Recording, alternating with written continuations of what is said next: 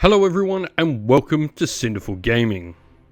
In today's video we're going to look at getting started with the cities of Sigmar in Warhammer Age of Sigmar, focusing on building a force around the fearless Exemplars battle formation.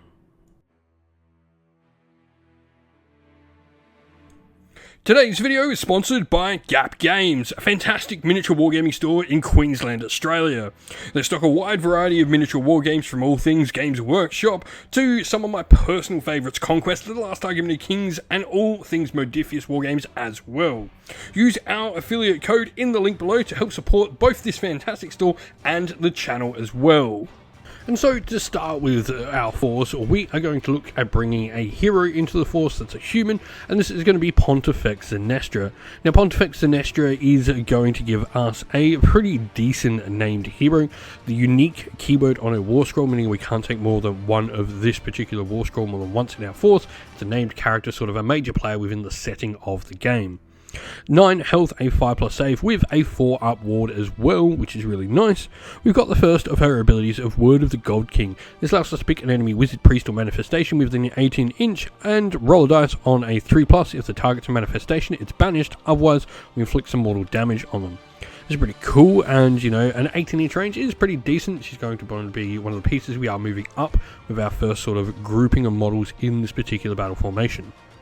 Sigmar's Will is the second ability we have, and this is a prayer ability, a unique prayer to this model. We get to make a chanting roll, and then we can pick one of the following effects. However, we can pick 2 targets for the effects if we do get a chanting roll of 10+. Enemy units using a normal move ability cannot end a move within 5 inch of a friendly Cities of Sigmar unit that's wholly within 12 inch of this unit. Is a pretty cool hallowed ground ability, so meaning you're extending your opponent's minimum charge range to 5 inch. I mean, much easier to fail than that 3. Fervent Prayers is each time a friendly Cities of Sigmar human unit is wholly within 12 inch of this unit is slain by a combat attack. They potentially can do some mortal damage when they die. Or Salvation is pick up to 3 friendly Cities of Sigmar human units to be the target, remove those units from the battlefield and set them up wholly within 12 inch of this unit and not in combat. Those units cannot use charge abilities for the rest of the turn. This is pretty cool, a wide variety of different things that we can do for different reasons. It's a really versatile war scroll to have access to. She's 8 Priest 2 as well, meaning we can do not only this prayer here, but we can do another prayer from the Cities of Sigmar lore as well. Now, alongside Zenestra, where will we be without taking some Flagulants? These are sort of the faithful, sort of, I guess, almost infected faithful of the Cities of Sigmar, the fervent believers, the ones who've thrown absolutely everything. They're the ones who whip themselves for every little misdemeanor that they may do and will do anything for the faith of Sigmar. Now they do have 2 attacks each, hitting and wounding on 4s with no rend, damage 1. Nothing too great there, but the Glorious Martyr's ability means each time a model unit is slain by an attack from a model they're in combat with, they then can add 1 to the roll if they're near Pontifex Zenestra because they're rolling a dice. On a 5+, they inflict a mortal damage back, so on a 4+ if Zenestra is nearby, which is pretty cool. This obviously goes nicely along with the fact that Zenestra does have her own ability to get some mortal damage back from a roll. However, that is a 6, so you potentially got quite a few rolls coming out of this unit if they are being attacked and you've used the combination of this ability and the prayer from Zenestra.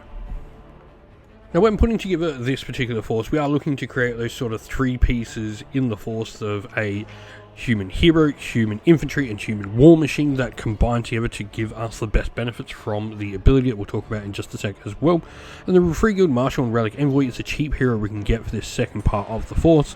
It has a few options of different weapons, but then the Rousing Orator means it can add 3 to control score of any human units, which is nice, especially if this is probably going to be the hero that's sitting back with our other units and being our more defensive part of our force. And the start of the battle round, our Attending Relic Envoy can help us sort of issue some offstart orders around the table more effectively as well. We then have Free Guild Helms, another infantry unit, and this one a bit more defensive minded than the Flagulants. The Steel Helms have a decent save. They've got the ability to consecrate land to potentially give ward saves to other human units that are on the objectives that they consecrate throughout the battle, which is really useful, especially for things like our Flagulants potentially that don't have a ward save to begin with. But they've also got a Musician and Standard Bearer in there as well, giving them extra rally rolls and extra control score, though these are all located on the same model, so something to remember when removing casualties for your unit. And you've got a Champion as well, which gets an extra attack on its profile of 2 attacks, floors to floors, red damage 1. The first of our 2 war machines is going to be the Ironworld Great Cannon.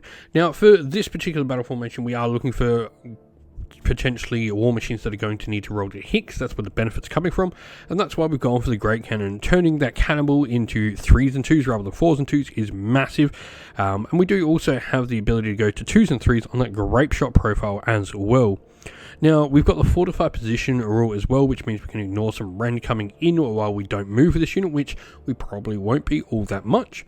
But we do have a decent range profile. This is going to be one of the models that likes to sit back and just sort of hold our home objectives with the Relic Envoy Marshal and our Steel Helms as well.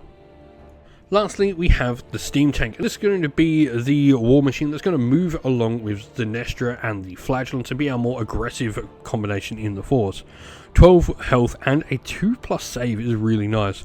Its steam gun is 1 attack, which is going to have Rend 2 damage D3+2, and it's got the steam gun as well as the cannon there, which gets a 2d6 attack profile with no Rend damage 1. Its crushing wheels do a decent amount of damage in combat, but really we're going to get most of its effectiveness from its more pressure rule. This allows us to roll 2d6, and if it rolls less than the number of damage points the unit has, you inflict D3 mortal damage on this unit. Otherwise, pick one of the following effects to apply. So we then can either get run, shoot and charge in it, or add 3 to the attacks of our steam gun, which is the lesser of the 2 guns. But 2d6 plus 3, if you roll high, that's quite a few good shots coming out of it.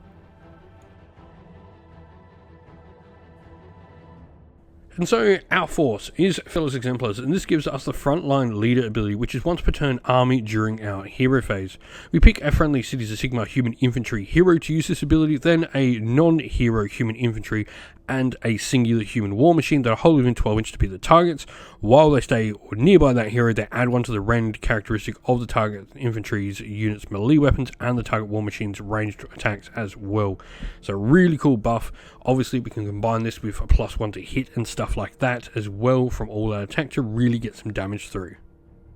Our first regiment has the Scourge of Gairan, Pontifex Sinestra, the Matriarch of the Great Will there as our general. And then for units we have the Flagulants, which have been reinforced as well. Our second regiment has our hero as the Flagulants Marshal and Relic Envoy, with the heroic trait Master of Ballistics to help the shooting units nearby get some benefits, and the Sacred Tome turning this model into another priest for our force. For units we then have the Ironworld Great Cannon, the Flagulants Steel Helms and the Steam Tank as well, rounding out the force. We hope this video was helpful in getting you started with Warhammer Age of Sigmar, and it was able to give you some ideas and inspiration to start your own force in the game. If you have any other questions at all, please comment down below, and while you're there, don't forget to drop a like, subscribe, and join our Discord server to check out all our future Warhammer Age of Sigmar content.